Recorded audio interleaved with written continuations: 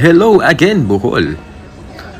Today we are going to have our Bohol countryside tour where we get to experience the island's most iconic and breathtaking attractions. Ayan, so before kami mag-island tour, magbe-breakfast muna kami para madaming energy. So ito yung breakfast namin for today. Galing sa aming hotel. So nabook pala namin is dito sa Henan, dito sa Bohol. Tapos, ito na nga, nag-avail kami ng tour package from Happy Island Bohol Travel and Tours. And ang number 1 stop namin ay ang Blood Compact. Blood Compact, also known as the Legazpi Sikatuna Blood Compact or Sandugo, which was performed in Bohol. Ngayon, isa din to sa pinakasikat na tourist spots dito sa Bohol. So, ayan. Picture at video muna kami para i-experience ang Blood Compact.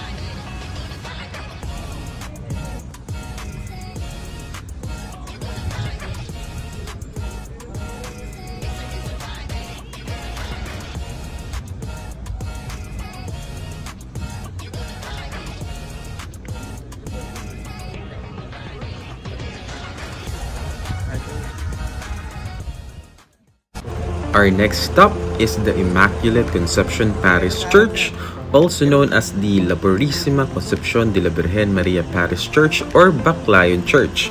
So, it's a Roman Catholic church in the municipality of Baclayon, Bohol. Actually, nung nagpunta kami, sakto may mass. And actually, Ash Wednesday pala ngayon. And according to Google, it was elevated and completed from 1717 to 1727. So, ayan, ito was just coral stone. Ayan yung loob ng church. May mass kasi. Ayan. Ang ganda. Pati yung kanilang ceiling ng church, ang ganda.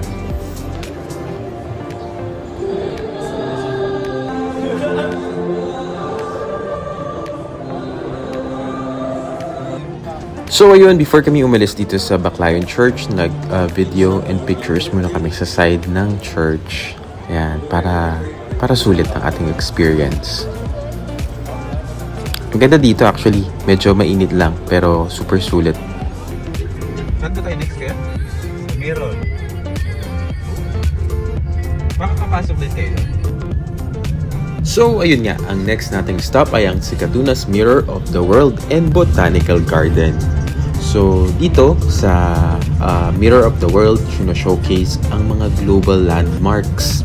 So, tara, tignan natin. Ayan yung papasok dito sa Mirror of the World. Honestly, napakainit. So, kung pupunta kayo dito ng ganitong oras din, nandito kami ng around 10 AM, magdala kayo ng extra clothes and pamaypay and water. Well, may nabibila naman ng water or inumin sa loob. Pero yun, kailangan nyo yun. Especially kung gantong time din kayo pupunta dito sa Mirror of the World. So, ayan.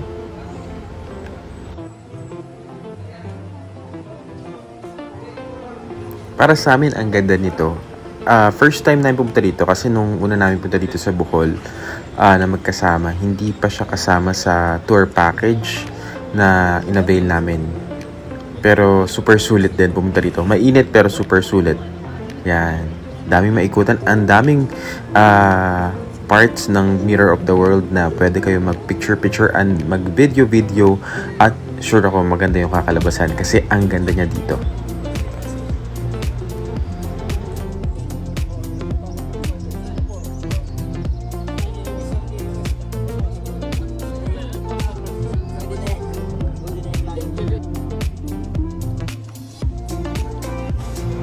Ito, hindi pa kami nakakapunta ng Paris pero dito sa Bohol, dinala kami sa Eiffel Tower. Yan.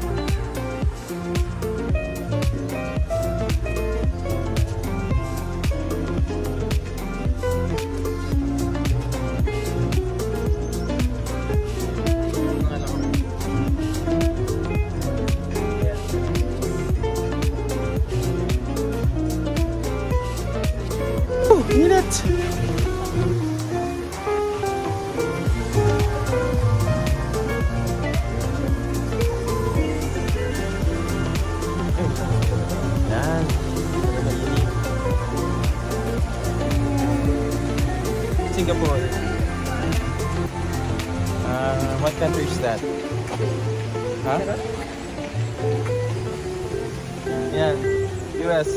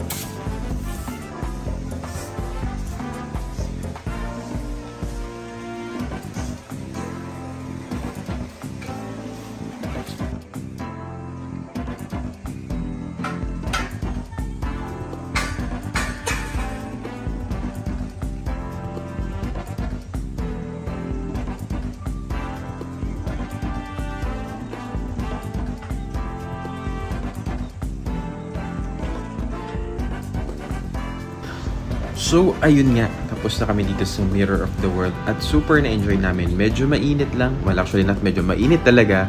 Pero super sulit. And ang next stop namin ay ang Phaeton and Butterfly Garden. Ayan. Punta na kami doon. Tapos ito yung Lubok River. Mamaya tayo dyan after ng ating Butterfly Garden at Phaeton. Yeah.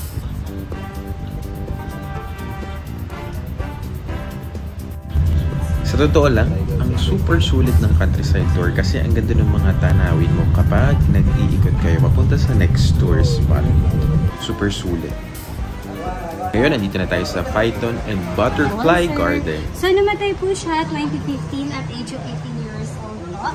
So, bali preserve na po siya yung gamit sa kanya sa pag-preserve ang taxidermy yung gamit po.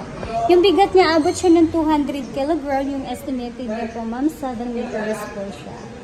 And, yun yung balat yun mo. Yun yung totoong balat niya. Bali, pinipreserve lang po namin. Albino at saka Burmese Python po yung isa gumagala na, sir. Ayan. So, ito yung mga albino, yung kulay dilaw, tapos Burmese Python yung mga brown. Yun yung pinakamatanda namin pangalan niya si Juliet, ma'am. Abot na siya ng 90 kg yung bigat niya. Sir, kung baka gusto niyo mag-group picture dito or isa-isa kayo, pwede pala kayo mag-offer dito sa gitna, tapos pipicturein ko kayo. Kung gusto niyo mag-touch, ma'am, pwede kayo gentle lang pag na gano'n.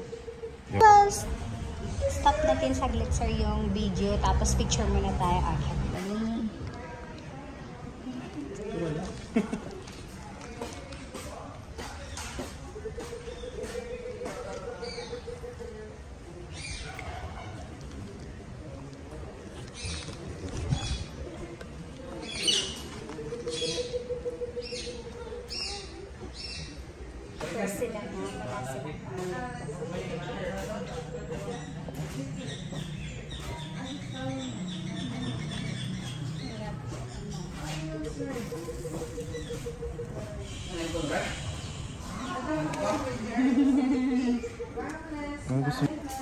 So, dito sa itaas ng mga ibon na natin. Yung Philippine National Eagle kasi natin po, endemic na yung Davao Mindanao po. So, Bakit nakaganon yung pakpak? nagpapainit siya, sir. Spread din yung wings niya. Nag-baking siya. Dito po din kami po, sir. Natagal mo yan sa kami. Yung mga... Maybe you want to try that? Pagkakabulungan ka naman.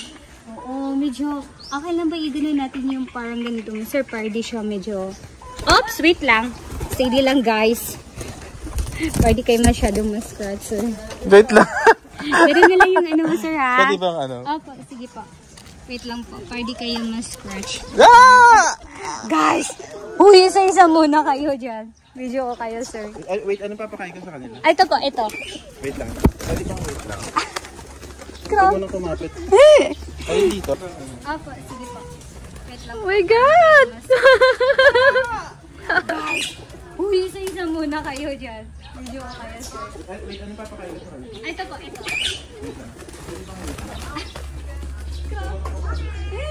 Ay, dito. Ito, yung maliit na seed, sir. Ay! Sa kamay niyo po.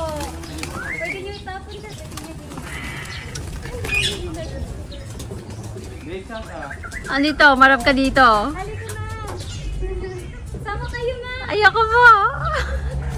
Ba mo yung isa? Oo, tapos na natin dito, sir. Wait lang, slow mo natin para maganda. In count 1, 2, 3, sir, ha? Papalitan niyo siya. 1, 2, 3. Yes, tapos picture din tayo. Ah! So dami. Nasa lego na, boy! Ayan, ready? Smile po! Tingin dito, sir. Grabe yung mga birds sa huli. Walang virus. Wala po, sir. Tingin na kayo, sir, ha? Tingin lang. Okay, 1, 2, 3, let's go na. Enough na po. Ayaw, mali siya na sa ulo. Sige ate, ikaw na lang kasi ayoko nang dumikit yung ibon. Opo, sige po. Dito ba? Quick, quick, quick, quick, quick, quick, quick. Ayaw niya na. Busog na siya. Lapit siya. Oo nga. Nahiya. Mahiyain naman itong peacock namin. Ano ba yun? Kanan. Ginaganon ko na lang po, sir. Okay lang po ganun. Okay. Yung yun ang bigla siya sumugod sa'yo. Babe, wag kang tataas ng kamay. Baba lang tayo, ganyan lang. Okay. Sa kanila lang po peacock namin. Ready po kami po. Lalaki po yun kasi actually their lifespan po pag nasa captive apat sila ng 40 po. Sa Batangas, alamig coffee, ma'am. Masarap daw yun, ma'am. Natry po yun, ma'am. Batanggen niya to. Masarap din, pero kasi since alam ko na ano siya, doon na lang ako sa Kaya nga, sorry po, nag-umisip. Yung mabilis yun, nakapalapit sa taas.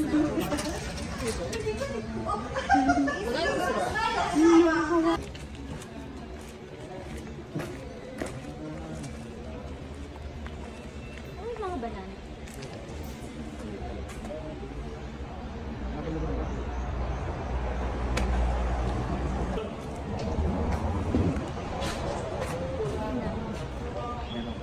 Ay, gano'n sa ulo mo.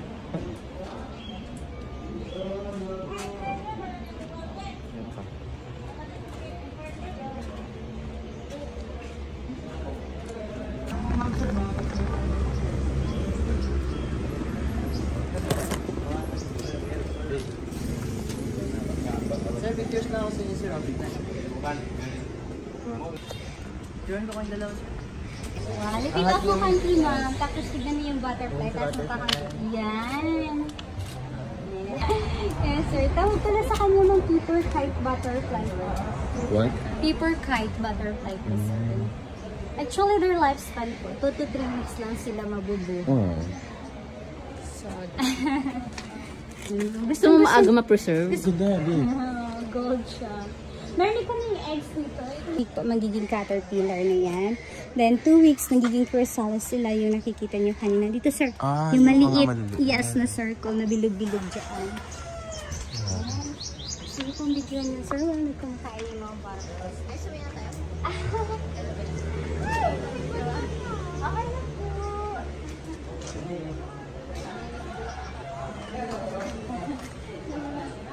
Ganda mag-aura ni ma'am. Isa pa. Nag-aano ako, sir, kasi makikita yung t-shirt ko. Wait lang, mama. Sige lang po. Yes, sir. Parang igagano mo, parang karga mo siya. Yung gano'n po. Ayan. Ah, yes. Ready? Oh, wait lang. Balikan. Sige po. Yan. Galing. Isa pa. One more. 1, 2, 3. Galing, sir. Yung malalaki.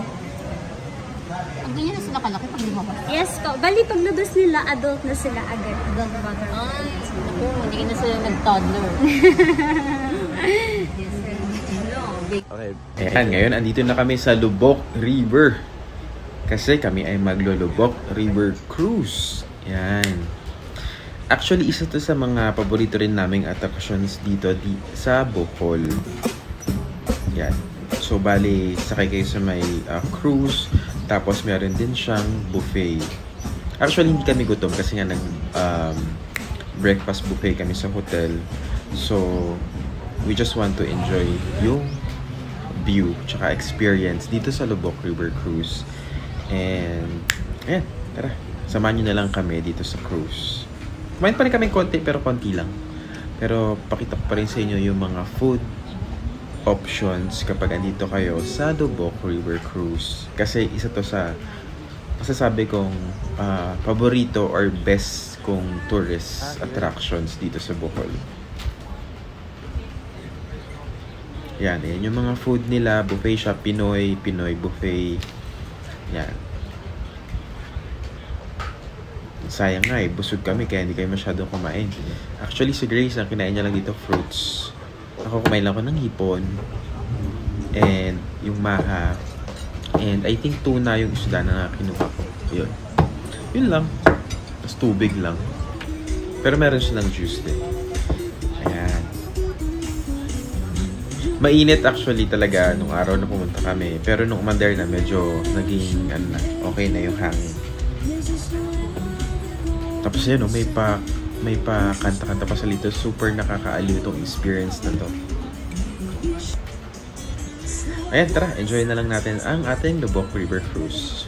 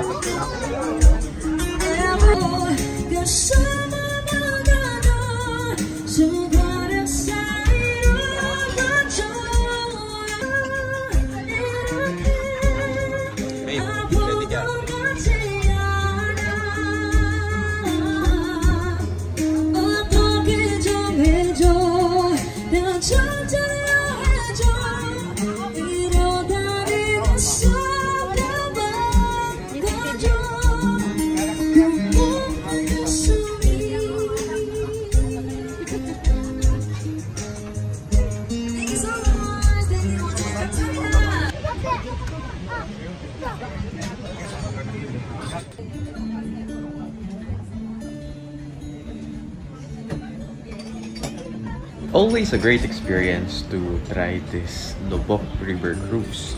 And now, pupunta naman kami sa Bohol Mahogany Forest, but more commonly known as Bilar Man-Made Forest. So, it's a dense forest stretching 2 kilometers along the border of Lubok and Bilar towns in Bohol. So, dito, magpipicture at magbibideo-video lang kami. Yan. So, madami nagpipicture at saka nagbi-video dito. Kaso, ang dami rin sasakyan dumadaan. So, ayan. So, tatabi kayo pag may dadaan ng sasakyan. Ayan. Alright. So, pagalingan ng post.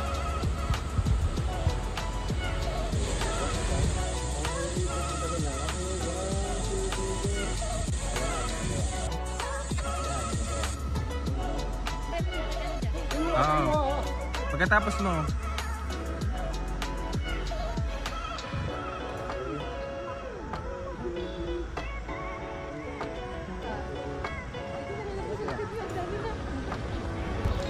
And now we're here in Tarsier Sanctuary. So this was built to protect these endangered species while also promoting eco-friendly tourism. So isa rin to sa paborito kong tourist spots here in Bohol. Kasi I get to see tarsier. Actually, hindi ko alam, pero it amazes me whenever I see tarsier. It's like they're very fragile species. Yeah. So bawal daw ingay at may flash yung camera. So tara, ikot tayo.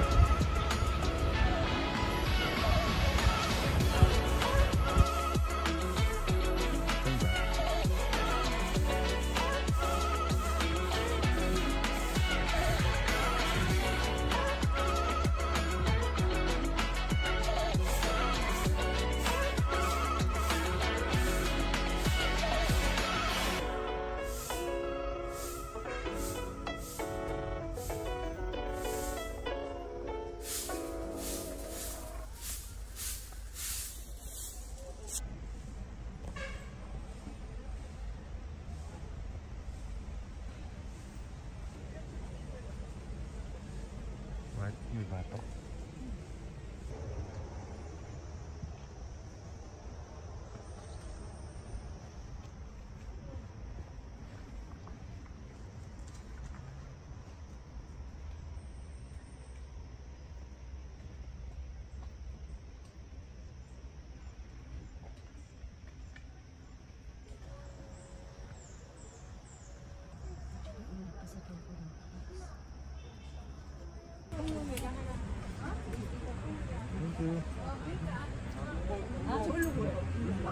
같이.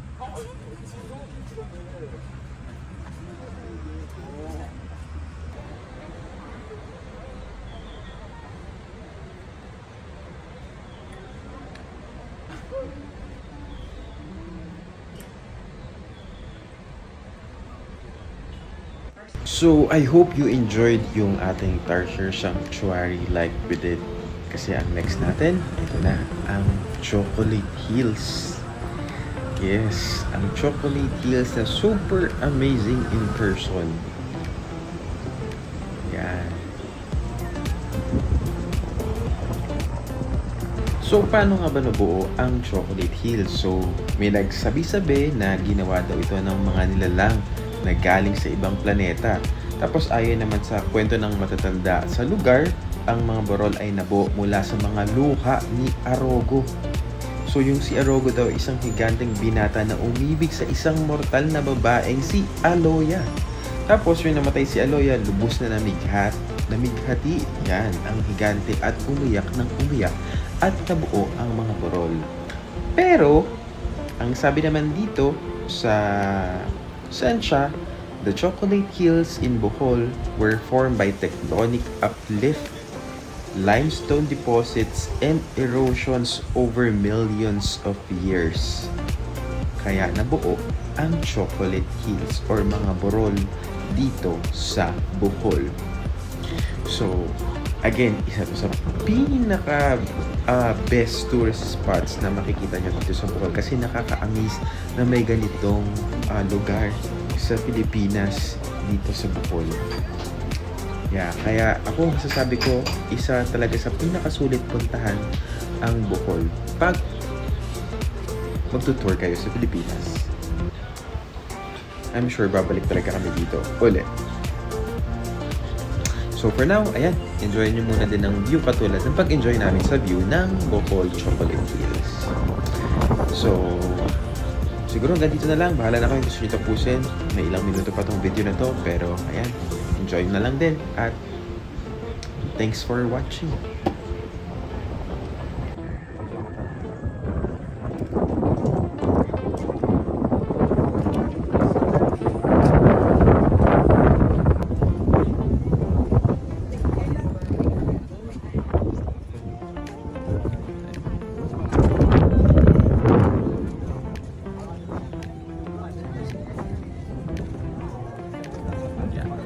Saan na kami?